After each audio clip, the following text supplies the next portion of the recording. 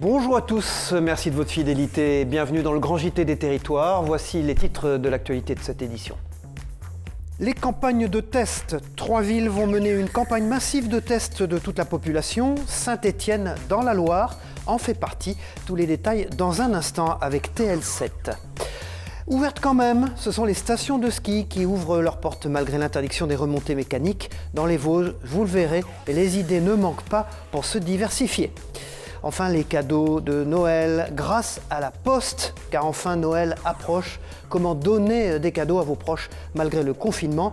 Il suffit de les envoyer par la Poste s'il fallait y penser. Idée simple, mais faites vite, les bureaux sont pris d'assaut. Nous partons à Saint-Étienne, comme je vous le disais dans les titres. Cette ville fait partie des 3 villes choisies pour la campagne massive de tests avec Le Havre et avec Lille. Et dans l'attente des modalités pratiques qui restent à définir, cette opération concrétise la volonté de toute une région. Adrien Bléty pour TL7, Télé-Loire 7 sur place. Les Stéphanois ont donc la possibilité de se faire tester d'ici la fin de l'année, mais tous ne semblent pas intéressés. Non, parce que je trouve que ça sert à pas grand chose parce qu'on se fait dépister et une semaine après on peut le réavoir et à chaque fois il faudrait payer. Donc il n'y a pas forcément d'intérêt parce que Noël on le fait pas avec ma famille tout ça, mes parents on est toujours ensemble donc qu'on l'ait ou pas dans tous les cas on sera ensemble donc je pense que ça vaut pas le coup. Comme on était l'épicentre au début de l'épidémie, je pense que c'est important qu'on... C'était normal qu'ils fassent ça. C'est-à-dire qu'on était quand même vraiment en haut, hein, donc peut-être que, je dis pas que c'est mal, mais pour moi, pour moi c'est non. Où, quand, comment, les modalités pratiques restent encore à préciser, même si certains aspects de la campagne commencent à émerger. On va quand même être avant tout sur des tests PCR et des tests antigéniques, et on va être sur grosso modo la deuxième quinzaine de décembre, avec des barnums, comme on a pu le voir ailleurs, et avec l'utilisation de la réserve sanitaire pour pouvoir mobiliser des soignants pour pouvoir faire les tests. Il y a 2 semaines, c'est Laurent Wauquiez, le président de la région, qui lançait l'idée d'un dépistage massif, une idée qui n'avait pas plu aux députés de la majorité. Je trouve ça particulièrement ridicule et en plus particulièrement coûteux pour un résultat scientifique absolument inintéressant. Aujourd'hui, Julien Borowczyk s'explique et regrette encore un manque de concertation. Il a communiqué comme d'habitude, mais il n'a rien structuré. C'est-à-dire que le problème, c'est qu'aujourd'hui, son organisation se fait sans les autorités de santé, avec la mobilisation locale. Il le dit, d'ailleurs, il y a une plaquette qui est sortie, il a acheté des tests, mais après, moi, je ne sais toujours pas aujourd'hui comment vont être payés ces tests. Est-ce que c'est la sécurité sociale qui va les payer? On fait déjà du dépistage massif. Là, la question, c'est d'avoir du dépistage épidémiologique localisé, en particulier sur la métropole stéphanoise. Cet après-midi, une réunion rassemblait l'Agence nationale de la santé et le maire de Saint-Étienne, Gaël Perdriau, qui n'a pas encore répondu à nos sollicitations. Ouverte malgré tout. Nous partons dans les Vosges maintenant, où la station de ski de Gérardmer, la Moselaine, a ouvert ses portes en proposant diverses activités, mais évidemment pas de ski alpin, faute de pouvoir faire fonctionner les remontées mécaniques, vous le savez, sur décision gouvernementale. Les premières réactions avec ce reportage des équipes de Via Vosges sur place dans la neige. La neige est là et ils comptaient bien en profiter ce week-end à la station de la Moselaine à Gérardmer pour une ouverture exceptionnelle. Exceptionnelle car de telles conditions d'enneigement précoce ne se présentent pas tous les ans, mais surtout parce que les remontées mécaniques sont à l'arrêt sur décision gouvernementale. Pas de ski alpin donc, mais du trail, des raquettes, du ski de randonnée et bien sûr de la luge. C'est simplement le pur plaisir d'aller faire du ski de rando juste après et d'emmener ma petite nièce profiter des plaisirs de la neige. Mais du coup c'est l'occasion de découvrir des nouveaux sports. Hier j'ai fait un peu de ski de fond que j'avais jamais fait, donc ça sort un peu aussi de nos sentiers battus. Nous on a juste à attendre, finalement on est dans une bonne situation, on n'est que clients. Mais c'est sûr que pour les professionnels c'est compliqué. D'autant plus frustrant pour les professionnels que l'hiver dernier avait été compliqué d'un point de vue météo et déjà écourté par la Covid-19. Les conditions en ce début décembre sont idéales et le domaine géromois, 120 salariés lors de son pic d'activité, aurait pu être ouvert dans sa quasi-totalité dès ce week-end. Pour l'instant, on prend notre mal en patience, on continue à préparer les pistes. On a mis en place des bouées sur neige sur la petite Moselaine, des activités de luge sécurisées pour limiter les accidents et limiter limiter l'engorgement des hôpitaux, on est bien conscient de la situation. Selon les saisons, décembre peut représenter de 10 à 20% du chiffre d'affaires annuel, jusque 25% pour les moniteurs de l'école du ski français. Ils sont 70 à Gérardmer et seulement 6 à travailler actuellement entre la Moselaine et les Barrues. La décision concernant les remontées mécaniques sera réévaluée le 11 décembre dans le cadre d'une clause de revoyure. Autre échéance très attendue, plus généralement pour les professionnels du tourisme, la levée des restrictions de déplacement fixées normalement au 15 décembre. Les fêtes, là, ça s'annonce un peu compliqué, hein. Mais on a quand même des taux de réservation qui augmentent un tout petit peu, hein. La première semaine, nous, on doit être à peu près à 60% et la deuxième semaine à 70% sur les locations saisonnières, hein. En attendant les prochaines annonces gouvernementales, la station de la Moselaine à Gérardmer sera ouverte dans les mêmes conditions les mercredis, samedis et dimanches, sachant que les licenciés mineurs, sportifs de haut niveau et professionnels peuvent eux accéder aux remontées mécaniques. Nous allons prendre des nouvelles des restaurants qui sont toujours fermés, vous le savez. En Moselle, en attendant de rouvrir leurs portes, les restaurateurs s'adaptent et tentent de trouver des solutions pour limiter les pertes. Beaucoup se sont mis à la livraison ou la vente à emporter. Exemple à Mareuil, dans l'auberge de Vaison. Un reportage de nos confrères de Via Moselle TV, regardez. Depuis plus d'un mois, fini les dressages dans de belles assiettes. Il n'y a qu'à remplir ces petits récipients. Une mode contrainte qui a emporté la plupart des restaurateurs, dont Bernard, tenant de l'auberge de Vaison avec sa femme depuis près de 22 ans. Moi, je ne me vois pas devant la télé tous les jours, de matin au soir devant la télé, il faut que je fasse quelque chose. Et puis de toute façon, il faut garder un lien avec nos clients. Il faut que les clients sachent qu'on est là, que quand ça va repartir, on sera là, et puis voilà. C'est toute une organisation qui a été revue. Aujourd'hui, la salle du restaurant n'accueille plus de clients, mais stocke du matériel. Les tables sont vides, pas de couvert, rien du tout, et on a juste un peu de mise en place pour l'emporter, quoi. Quelques cagettes, quelques boîtes. Bernard et Christelle se sont vite accommodés de ce nouveau mode de fonctionnement.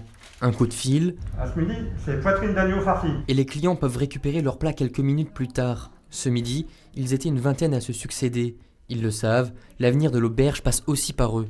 Au premier confinement, on ne le savait pas. Et puis là, en fait, toutes les semaines, maintenant, on vient justement pour les soutenir, parce que voilà, on apprécie beaucoup. Et puis c'est très bon. Une contribution qui malheureusement est insuffisante. Le manque à gagner reste de taille. Aujourd'hui, on a fait une vingtaine de couverts. En temps normal, on arrive à 40, 50 le midi. Le soir, un peu moins. Le week-end, on travaille bien. Le ticket moyen aussi n'est pas le même, hein. Un métier qui doit pour le moment se cramponner aux solutions alternatives, telles la vente à emporter. Avant peut-être des jours plus joyeux, où dans les salles, les rires résonneront à nouveau. Autre idée, cette fois en Bretagne, où une restauratrice quimpéroise a décidé de se montrer au marché du samedi matin en compagnie de 4 collègues, à la fois pour se montrer, mais aussi pour capter de nouveaux clients.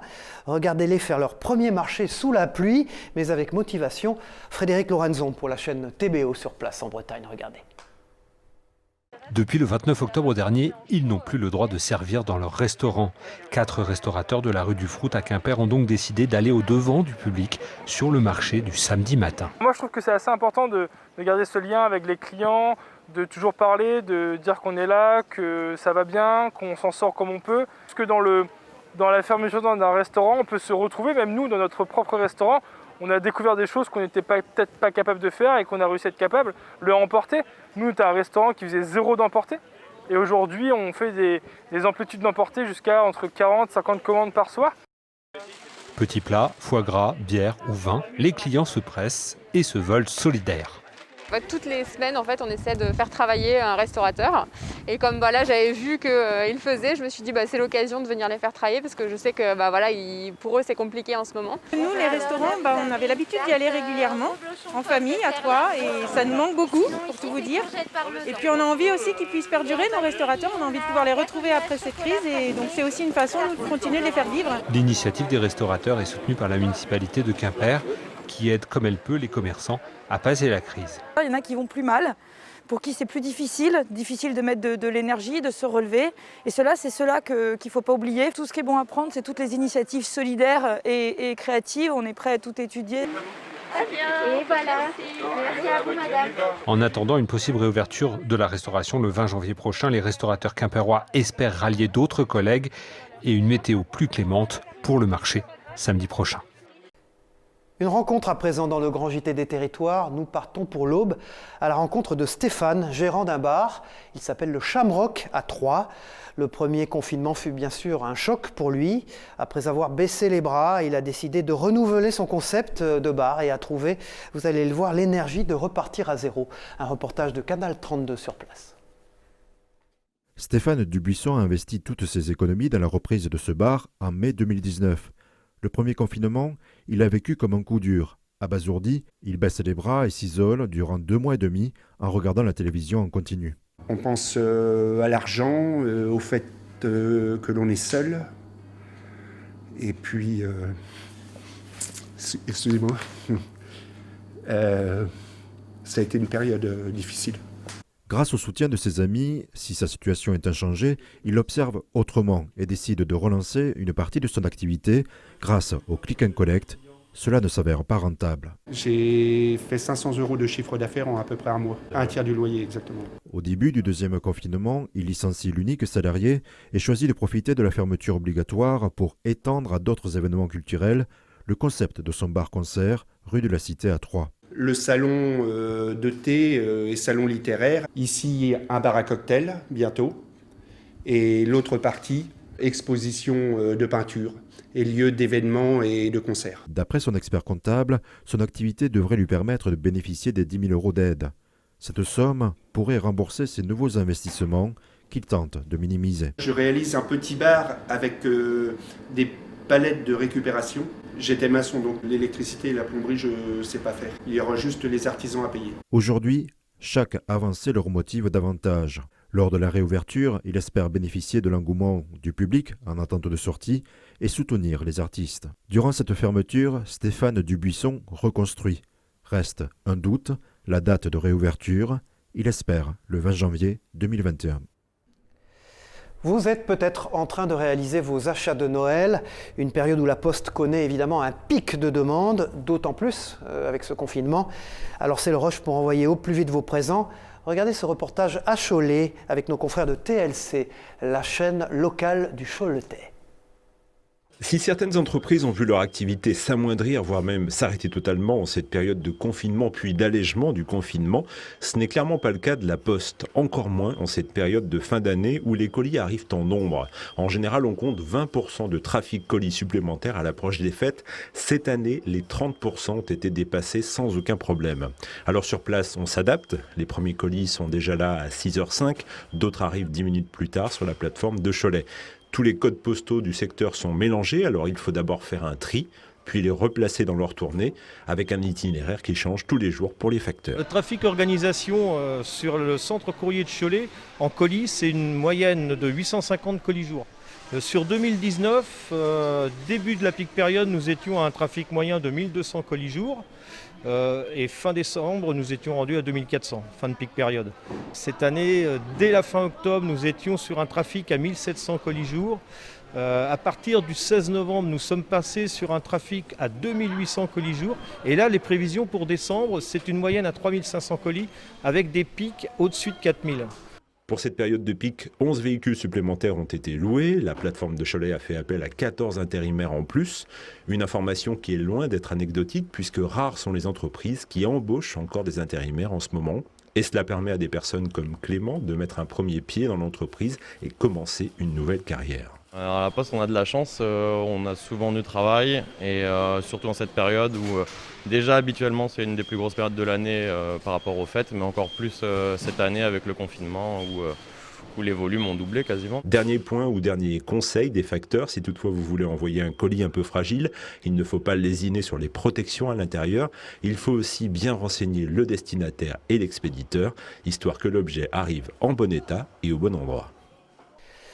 Et oui, Noël approche, c'est l'occasion pour nos villes de revêtir leurs plus belles illuminations et décorations. Regardez ces images qui nous viennent du Limousin. C'est la chaîne 7 à Limoges, nouveau partenaire du Grand JT des Territoires, qui nous a envoyé ces images, qui nous redonnent un peu le sourire dans ce climat pesant en raison de la crise sanitaire. Bonjour à ces nouveaux confrères donc de 7 à Limoges qui rejoignent le Grand JT des Territoires. Cette belle histoire maintenant, qui pourrait être une histoire de Noël, en tout cas elle pourrait donner le sourire à beaucoup. De l'Albanie à l'Occitanie, voici le parcours hors du commun de Xuran. Arrivé il y a 4 ans sur le territoire, il était considéré comme un mineur isolé. Il a été pris en charge par les services sociaux et il a décroché une formation en apprentissage au collège Émile Alain de Carcassonne et s'illustre dans la cuisine française. Cette année, lui et sa recette apparaissent dans le livre d'Agri-Local, un guide qui met en avant les produits locaux à rayonnement international. Son histoire est racontée par les équipes de Via Occitanie sur place. Regardez. Comme chaque mercredi à l'heure du repas, le réfectoire du collège Émile Alain à Carcassonne est vide. Pourtant en cuisine, on s'active. Application pratique donc du menu CFA de la semaine. Le chef cuistot Jean-Jacques et ses 3 employés s'apprêtent à faire un exercice de dressage de plats. Le principal intéressé, c'est lui, Julian. Il a 20 ans, il est en apprentissage dans cet établissement depuis 3 ans. Pourtant, rien ne prédestinait ce jeune Albanais à être ici aujourd'hui. Je suis arrivé en France en 2016. J'avais 16 ans et demi. En Albanie, ça se passait pas trop bien avec la famille. Du coup, je me suis barré. Arrivé en France, l'adolescent obtient le statut de mineur non accompagné. Un statut dont bénéficient automatiquement les mineurs étrangers isolés présents sur le territoire.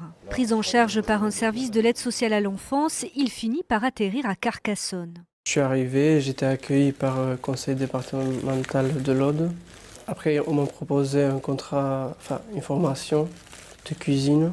J'ai fait un mois de stage au collège de Bram et le chef de Bram, il m'a proposé un contrat d'apprentissage. Je ne me suis pas arrêté. Maintenant, tu vas tamponner délicatement le sucre glace. Julian obtient alors un statut de travailleur indépendant. Un parcours exceptionnel et qui ne s'arrête pas là. Cette année, un de ses plats a été sélectionné pour figurer dans le livre de recettes d'Agri-Local, une plateforme qui promeut les produits locaux. Il gagne grâce au tev biprech, un plat traditionnel albanais. C'est surtout cette configuration, je dirais, d'adaptation d'un produit albanais et d'une recette albanaise à la sauce audoise made in pays Qatar. Et donc ça, c'est quelque chose qui a fortement interpellé le jury national. Une recette albanaise avec des produits audois. Finalement, ce plat, c'est un peu l'histoire de Julian, celle d'une intégration réussie. Nous partons au Mans en Sarthe à présent. Cette ville fait partie des 15 premières de France à expérimenter la 5G. L'opérateur Orange a d'ailleurs inauguré ses antennes dans 4 communes du département. Alors pourquoi ce choix pour cet opérateur et quels sont les résultats de ce test grandeur nature? Explication dans ce reportage d'Hélène Galliana pour Via LMTV Sarthe sur place. Le Mans, Coulennes, Allonnes et Ivray-l'Évêque. Voilà les 4 premières communes sartoises à être couvertes par le réseau 5G. L'opérateur Orange a choisi d'ouvrir ses lignes en premier lieu sur notre territoire. La raison ? Rapidement dans notre département, le réseau 4G risque la saturation car il est de plus en plus sollicité.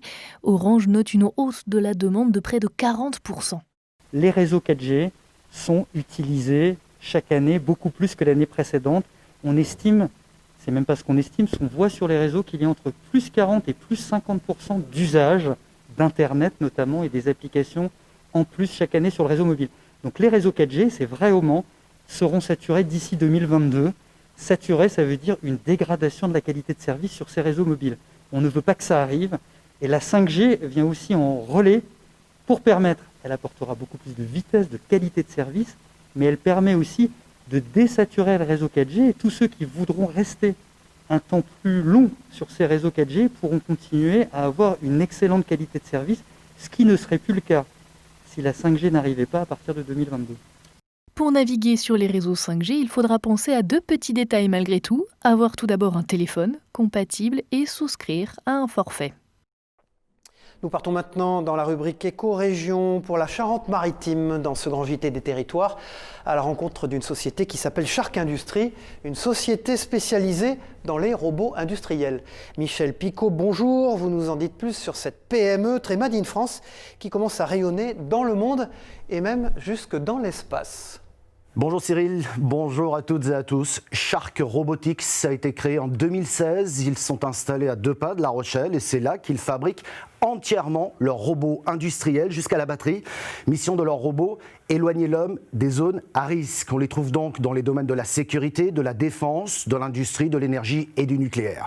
Et plus surprenant, en 2016, lors de l'incendie de Notre-Dame de Paris, c'est leur robot pompier qui est entré seul dans le monument en flammes où la température a atteint les 800 degrés.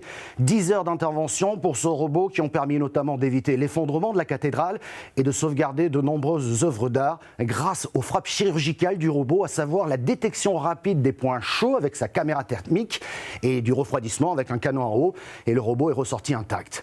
En 2020, ils décident d'adapter leur robot pour en faire un robot de décontamination capable de micro-pulvériser des solutions désinfectantes sur 20 000 m² de surface en seulement 3 heures. Enfin, et ce n'est pas fini, la PME française a été contactée par l'américain Boston Dynamics, leader incontesté de la robotique mondiale, pour un partenariat technologique toujours dans le cadre de la lutte contre la Covid-19. Shark Robotics, 40 personnes, a donc fait son entrée sur le marché américain et envisage désormais d'envoyer certains de ces robots pour des missions dans l'espace. Qui a dit que nous n'avions pas des talents dans nos territoires ? Merci Michel Picot. Nous vous retrouvons dans une prochaine édition du Grand JT des Territoires pour nous présenter des entreprises qui font rayonner le savoir-faire français. Nous partons maintenant au soleil, nous partons pour Monaco avec ce reportage consacré aux panneaux solaires qui vont permettre de contribuer à la transition énergétique de la principauté. Sandrine Nègre et Alexandra Maragoni de Monaco Info se sont rendus sur plusieurs toits de la principauté afin d'en savoir plus sur ce mode de fonctionnement et surtout sur les avantages de ces panneaux solaires. On part pour Monaco. Ces opérations, lorsqu'il s'agit de bâtiments publics, sont donc réalisées par le SMBP. Elles se trouvent clairement un peu partout, de Fontvieille avec l'église Saint-Nicolas entre autres, au Larvoto, en passant par la Condamine ou encore le jardin exotique. Des exemples concrets de l'engagement du gouvernement princier en matière de transition énergétique. Débutons ici, au sommet de l'église du Sacré-Cœur au Moneghetti. Ici, on a fait une rénovation énergétique du bâtiment. C'est-à-dire qu'on a installé une pompe à chaleur en remplacement de la chaudière à gaz pour éliminer l'énergie fossile. Et on a également installé un ballon thermodynamique en remplacement d'un chauffe-eau électrique qui est moins énergivore. Et également, on a installé des panneaux solaires photovoltaïques. On arrive à atteindre environ 20% d'autosuffisance pour l'église Sacré-Cœur en consommation électrique. Non loin de là, le quartier du Jardin Exotique abritait déjà des installations solaires sur l'école des Rêvoirs. Depuis peu viennent s'ajouter les panneaux posés sur le toit de la Villa Paloma, l'un des 2 lieux qui composent le NMNM, des panneaux haute performance dernière génération. Un peu plus bas, l'école de la Condamine où 69 modules sur 113 mètres carrés sont désormais opérationnels. La particularité de ces panneaux photovoltaïques, c'est qu'ils sont d'une teinte verte. On a choisi cette teinte avec l'urbanisme pour qu'il s'intègre parfaitement au quartier de la Condamine. De l'autre côté de la principauté, sur les hauteurs de Roqueville, le photovoltaïque, vous le voyez, est aussi d'actualité au foyer de l'enfance Princesse Charlène. Au Larvoto, la société monégasque des eaux figure sur la liste des bâtiments où des panneaux haute performance dernière génération ont pu être installés, 136 précisément. La pose des panneaux solaires est donc un exemple majeur de la politique environnementale menée par la principauté sous l'impulsion du prince Albert II. Élément essentiel en lien direct avec ces panneaux, la centralisation des informations de production. Il y a une GTC regroupe toutes les informations des installations techniques d'un bâtiment. Et là, en l'occurrence, pour le photovoltaïque, nous regroupons toute la production, tout l'état des onduleurs, de fonctionnement des onduleurs, pour savoir s'ils fonctionnent correctement, pour savoir si chaque panneau fonctionne correctement, et surtout pour compter cette énergie produite, réinjecter et savoir la quantifier sur la globalité de la principauté de Monaco. Direction la Bretagne maintenant, dans ce grand JT des Territoires, à Saint-Georges de Rintembeau, où un couple a racheté un ancien lycée agricole pour en faire un lieu culturel, mais également, vous allez le voir, leur maison. Et oui, c'est une idée qui est née pendant le premier confinement. Une tâche immense les attend, mais l'engouement sur les réseaux sociaux et également de leurs voisins leur donne du baume au cœur. Regardez ce reportage de nos confrères de TVR sur place à Rennes. Le Bocage, cet ancien lycée agricole de la commune de Saint-Georges de Rintembeau, s'apprête à prendre un nouveau départ.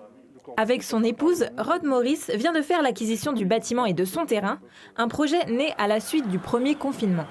Ces 2 professionnels du milieu culturel qui ne travaille plus depuis mars, se projette sans mal dans ce lieu, malgré l'ampleur des travaux à venir. Ce bâtiment sera avant tout notre maison. On va utiliser 2 salles de classe, donc ça fait à peu près l'équivalent de 140 mètres carrés, et le reste va être vide. Et au lieu de laisser le vide ainsi, en fait, on va plutôt tenter de transformer ce qui reste en une énorme friche culturelle. Le bloc de 1800 mètres carrés est désaffecté depuis 1991. Son état s'est détérioré au fil des pillages, du squat et du manque d'entretien. Par endroits, la nature y a même repris ses droits. En tant que collectivité, on devenait aussi assez inquiet par rapport au devenir de l'espace parce que c'était un lieu privé, mais pour lequel on a fini par prendre un arrêté de péril puisque le lieu devenait quand même dangereux. Donc c'est vrai que sur le précédent mandat, ce lieu-là était plus un lieu source d'inquiétude que de satisfaction, mais voilà, comme quoi les choses peuvent s'inverser. Les travaux risquent de prendre du temps, d'autant que le couple d'acquéreurs prévoit d'en réaliser une partie lui-même. Mais il ne manque pas d'encouragement. Le profil Instagram qu'ils viennent de créer pour partager leurs projets compte déjà plus de 38 000 abonnés. Voilà, fin de ce grand JT des territoires. Merci de votre fidélité. Merci de nous avoir suivis sur vos chaînes locales et régionales et sur TV5 Monde. Et rendez-vous pour une prochaine édition. Au revoir à tous.